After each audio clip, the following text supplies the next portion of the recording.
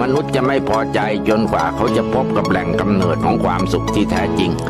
เขาจะแสวงหาจนกว่าเขาจะพบว่า